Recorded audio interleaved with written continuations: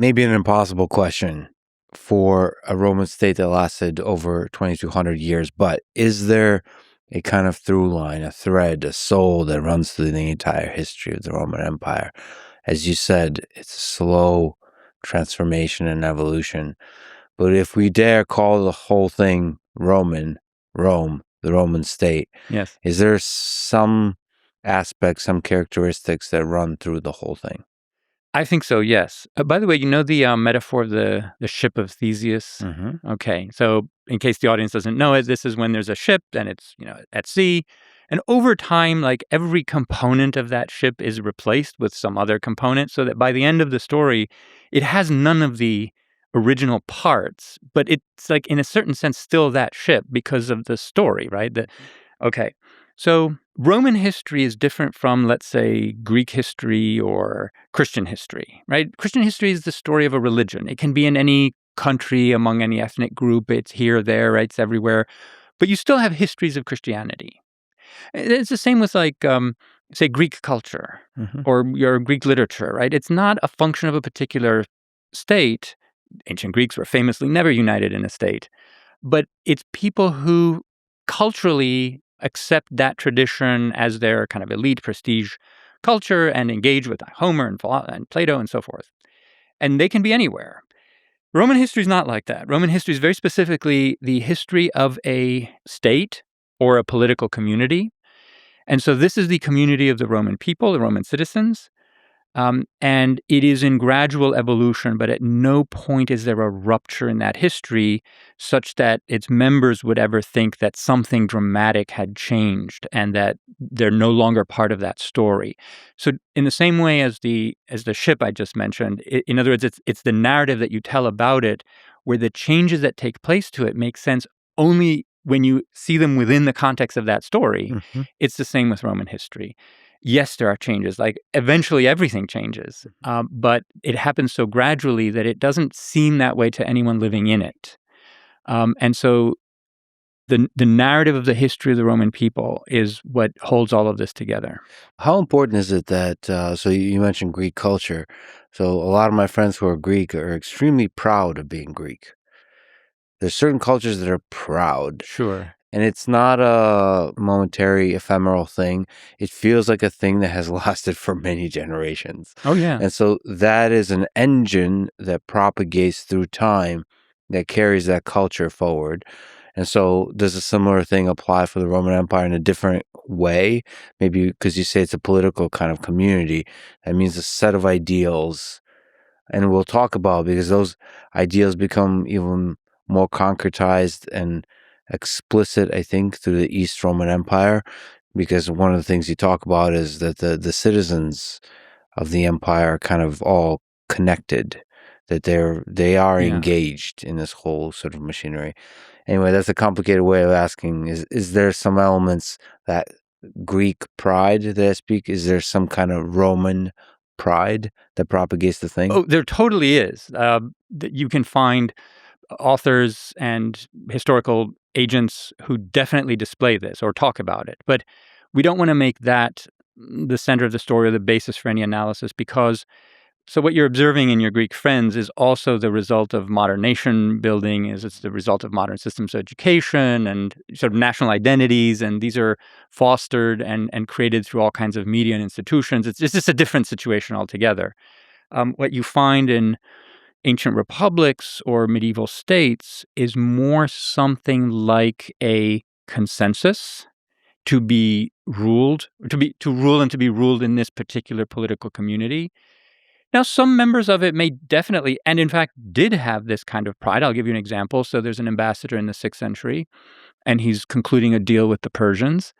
And, the Persians are skeptical because the Romans can't always be trusted. But this guy says to them, he says, and let me just tell you, you're making a deal here with the Romans. The Romans, the name should say it all. Mm-hmm. And you get a sense that this is expressing a certain pride in like being a bearer of the Roman tradition and speaking for the emperors and the Roman Empire. I mean, that's for him, this was something very, very momentous. You find these kinds of examples. So these people exist, but I wouldn't want to make that the basis for like an analysis of how the society works as a whole. Sure. For the most part, it was something like a consensus where subjects or citizens, however you want to call them, they agree to, let's say, be taxed and be ruled by political authorities because of what they get in return. And there's this kind of understanding of a mutual set of responsibilities. And my concern, among other things, is to try to explain how this society held together for so long. Pride, yes, among some people, definitely. You find it in the sources, but the sources are texts that are written by literate, usually elites. So this is a small part of the population. We can't automatically extend their attitudes to everybody else. So in dealing with everyone else, we have to work with different kinds of materials, different kinds of assumptions. We can't just posit that they're just proud of being Roman. They could have been. We don't know that, though. We can see other sorts of things about them. Like, for example, did they pay their taxes? Did they try to rebel and leave the empire? So those are the kinds of things that I look for. Pride is one component, but there could be other explanations and factors that explain what motivates a soldier to defend the capital, for example. Yeah. Like what motivates a particular person to pay the taxes. And then this is something that we'll definitely talk about. But just to linger at the big picture, if the Romans from the different periods met, how different would they be from each other? Like if I brought to you, this is one of those, there's like a blind taste test you can do with food. Yes. Pepsi and Coke. Pepsi and Coke. Yes. If I brought you a Roman from the kingdom period, the republic period, the early Imperial period. I mean, I get asked this in a much more radical form, which is like if you take someone from like around 1453 who's a Roman and a subject of this Roman and compare him or have him meet, in your imagination with someone from the ancient republic, like how could they find any kind of agreement on what it means to be Roman and recognize each other as belonging to that polity? This is a very difficult thing to now. I can point to a number of things that they would find eventually. And, if you told them, you're both Romans, you're both from this long history, now you have to find, what you have in common. I think they could find things. But before we talk about those, if you want to get into it, let's just say that the question can even be posed about Romans who live at the same time. I mean, if you take a senator from the age of Cicero and someone from the slums of Rome, who's maybe the son of a slave who was brought from the East by some general a generation ago, and put them in a room and say, now you can discuss, you're both Romans, what do you have in common? They might have trouble in coming up with something, right? So let's not minimize the sheer diversity of experiences and sort of life experiences of Romans who are living at the same time. The important thing is that change is always happening. And from my standpoint, this change is sort of cumulative, so it results in a Greek-speaking Orthodox Christian Romans in Constantinople who at first sight might have little to do with Latin-speaking, non-Christians or worshiping the ancient gods, Romans from a republic in Rome. And those are very, very different situations. And no doubt they would look and seem foreign to each other, right?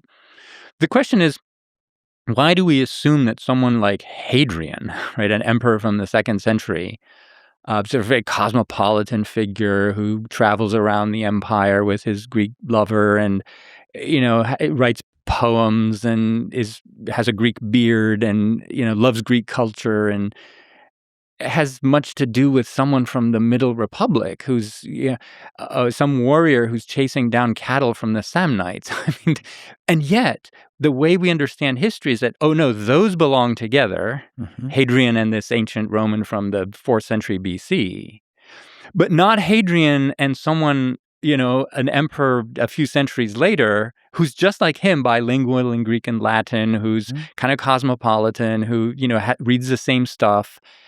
Because we posit this rupture between Roman and Byzantine. One of the ways we can try to analyze this is, for example, looking at a very specific role in society across time. So we can look at soldiers, how they saw violence, for example. That's one way. Yeah. So you're making me realize that we can just take 1,000 different professions and positions in society and really specifically look at what the experience of the world was like. Yeah. And so one of them is the view on violence across time, and then the other is the view on the role of the government, across time. That's an excellent way of putting it. So take soldiers, for example, they swear an oath. Mm-hmm. Right? Now, we don't have the oath for every given period. We have some approximations of it, some hints of what it contained. But we know that Roman soldiers swore an oath, like throughout all of the centuries of the empire. Sometimes they might add like a Christian formula to it. Sometime before that, not. But they swore basically to protect the republic, or depending on what term they used, or the empire or the emperor. And this is something that they would have recognized very quickly. Like if they met each other over time and said, hey, what was your oath like? And they recited it, this would have made much sense to them, right? Or take, for example, a woman who runs a business, right? From any century of the empire, it would have been, especially the later you go, the more so, that this woman is enabled to do this by virtue of Roman law, certain, Roman law of property and inheritance and marriage, but also regulations regarding who can do what and what kinds of properties women can handle and under what circumstances. This is something that Roman women had in common that many other cultures did not. Mm-hmm. So I'll give you an example. So, for example, in the 10th, 11th century, there are Jewish women who live in the Eastern Roman Empire who realize that they have more rights in Roman courts than in rabbinical ones. And they take their disputes to the Roman courts. Now, the thing is that for the Romans, these are property matters, not religious matters. But for the rabbis, these are religious matters. But the Roman courts trump the Jewish courts in the empire, right? And so you end up with a situation where Jewish women have more rights than Jewish women do elsewhere because Roman law is not operative. And there you go. Like these things matter, right? And that's a function of imperial law. And this would be an interesting, actually, interplay between the law and religious institutions throughout the East Roman Empire.